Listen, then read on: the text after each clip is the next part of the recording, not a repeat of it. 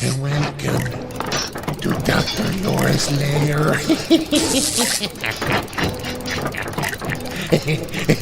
Power on. Uh-oh.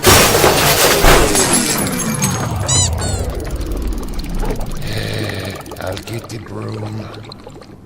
Happy New Year! As the clock struck midnight, I'm sure many people had one big thing on their minds, and that's resolutions. Goals, aspirations. Now, these things can be very helpful, and they can motivate some positive and exciting changes in your life. That said, many are around dieting, weight loss, and health. This month, I want to spend a little bit of time sharing some information about, quote, detoxes and the potential harms and myths of dieting and obesity. Kathleen Zellman, in her WebMD article, discussed the ever-popular detox, which promises to flush your toxins out of your system. But they may be risky and may even backfire. So she highlights what you can and what you can't eat on this sort of detox. And it really depends on the particular detox diet that you're following. There are many different types. Some involve fasting or just drinking liquids. Others do allow some foods, fruits, vegetables, and they're typically pretty short, and they're not a way of eating that you can really stick with for a long time. It's really important to know that there is a high level of effort. You'll feel hungry. You'll probably feel weak. Whether or not a detox diet is safe depends on the plan and how long you stay on it. Most people really don't feel well on a low-calorie, nutrient-poor diet.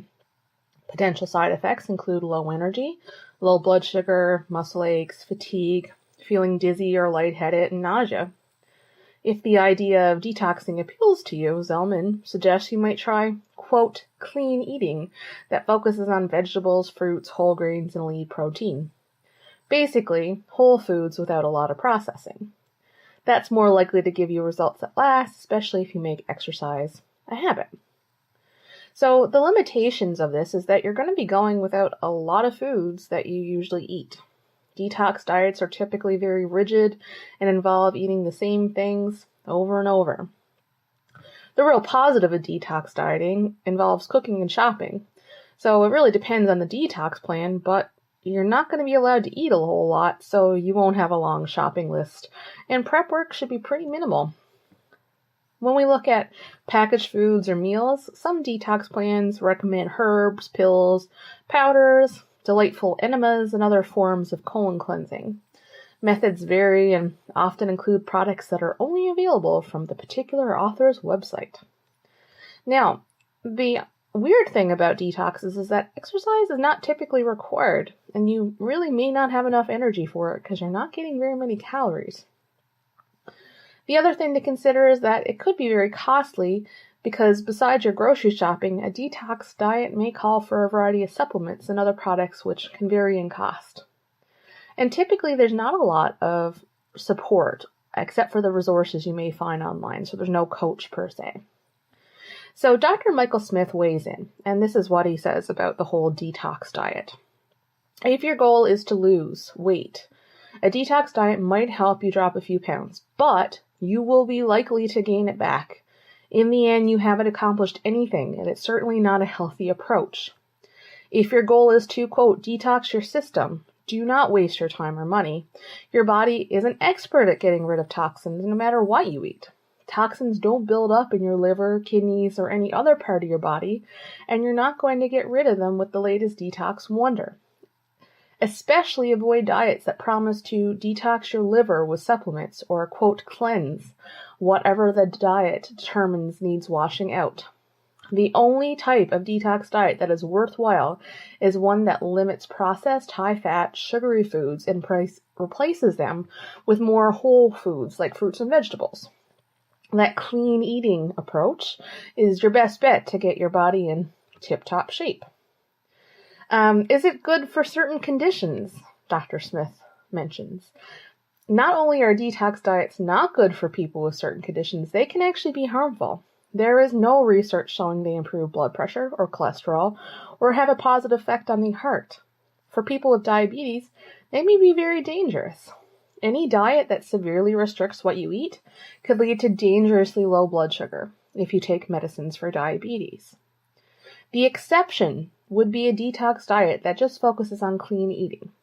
This approach could be great for anyone living with high cholesterol, high blood pressure, diabetes, or even heart disease. But be careful. The final word, he says, is that we've heard a great deal about detox diets in recent years, but it's all hype with no health benefits.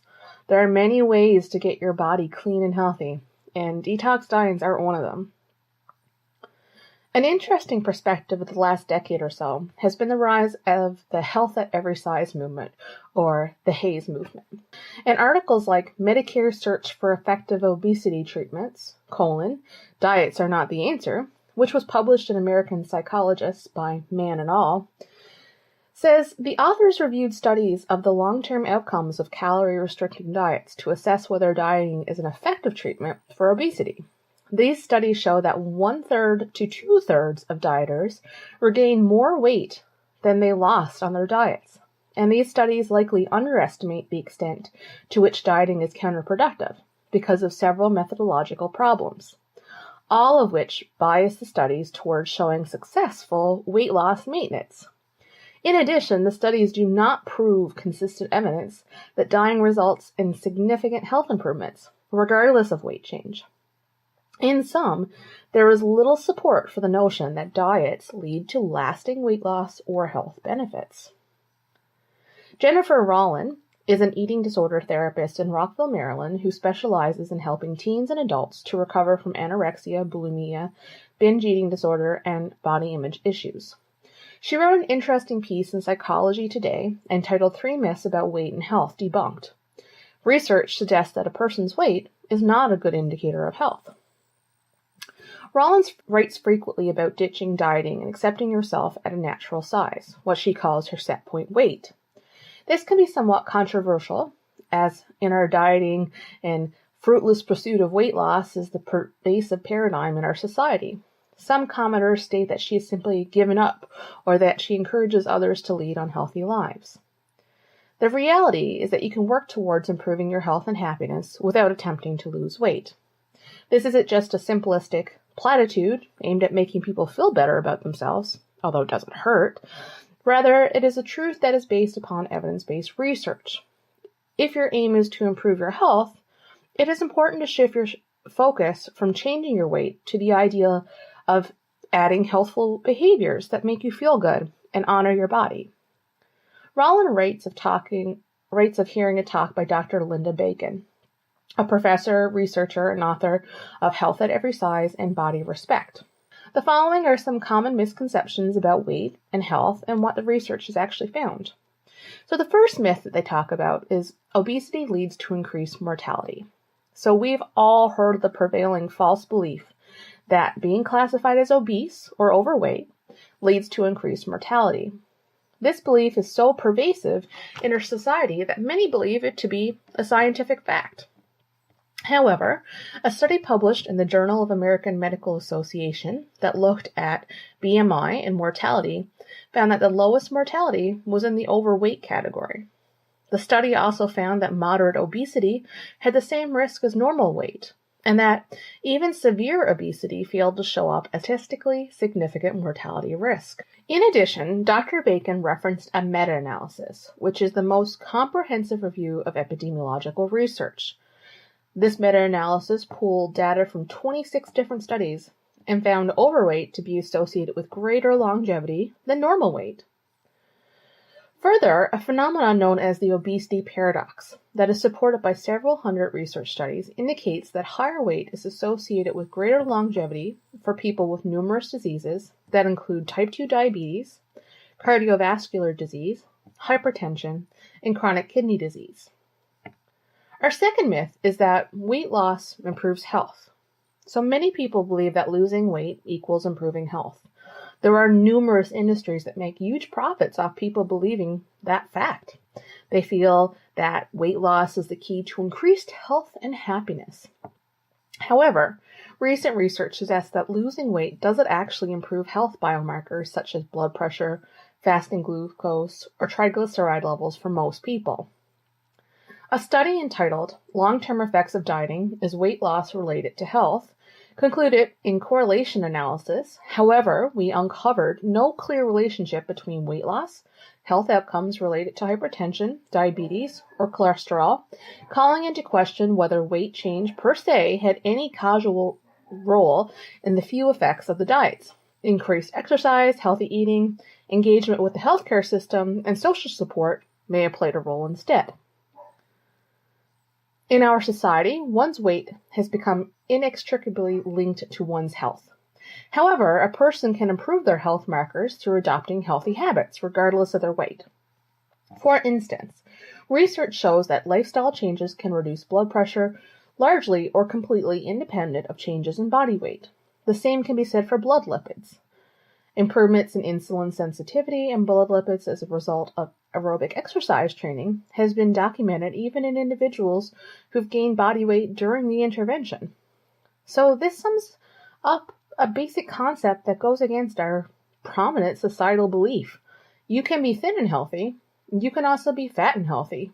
Health is not dependent upon one's body size. Additionally, rather than focusing on the self-loathing and frankly near impossible task of maintaining a long-term goal of weight loss, it can be empowering to shift one's mindset to adopting healthy habits, such as finding pleasurable moments, attuning to hunger cues, and mindfully nourishing yourself with food that you actually enjoy.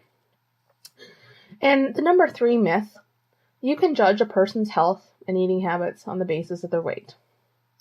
You cannot determine anything about a person's health and their eating habits based on their body size or weight. First off, there are people who are thin and do not engage in healthy habits. There are people who are thin who do engage in healthy habits. Judging someone's health or eating habits on the basis of their weight not only is stigmatizing, it ignores people who fit society's ideal thin of beauty, but who are engaging in unhealthy behaviors. In regards to the myth that fatter people consume more calories than thinner people, Dr. Bacon pointed to a study in the American Journal of Clinical Nutrition, which found that energy intakes for those with a BMI greater than and equal to 30 were actually lower than subject energy intakes for overweight or healthy weight subjects. She also goes on to discuss an article from the National Academy of Sciences, which state most studies comparing normal and overweight people suggest that those that are overweight actually eat fewer calories than those of normal weight. Further, Dr. Bacon discussed how the war on obesity is politically and financially motivated. After all, declaring a war on obesity leads to large financial gains for the diet industry and for doctors who, quote, treat obesity. In addition, she stated that the war on obesity is really a war on people's bodies. Rowland urges you to take back the power from the people and industries which send the message that you should fight against your body if it doesn't fit our thin ideal standard of beauty. Health at Every Size is a movement that emphasizes detaching health from weight. Adopting a HAZE approach benefits everyone. Body hatred, fat shaming, and weight stigma is serving no one and is doing psychological and physical harm to individuals in our society. Body diversity exists, and we are not meant to fit the ideal standard of beauty. Whatever your shape or your size, you can work to honor and respect your body by treating it with kindness and care. She states, as a mental health therapist who works with adolescent girls, I'm a proud advocate of the Health at Every Size movement. My aim is to help clients to learn how to love, embrace themselves, to treat their bodies with kindness and respect, and to practice healthful habits at any size. A prominent HAZE website sums it up the best when it states, the war on obesity has taken its toll. Extensive collateral damage has resulted. Food and body preoccupation, self-hatred, eating disorders, discrimination, poor health. Few of us are at peace with our bodies, whether because we're fat or because we fear becoming fat. Health at Every Size is the new peace movement. Very simply, it acknowledges that good health can best be realized independent from considerations of size. It supports people of all sizes in addressing health directly by adopting healthy behaviors. So, before you try to rush off to fulfill your New Year's resolutions, please remember to be kind to yourself. There's only one you. You are special. Try not to torture yourself. And remember, if Weight Watchers actually worked, they would eventually put themselves out of business, which we know that they have no plans to do. So, a very happy new year, dear listener. May all your 2019 dreams come true. Well, back to the lab for me. Igor, come on, we got some experiments to run. Yes, master. I will cancel my gym membership immediately.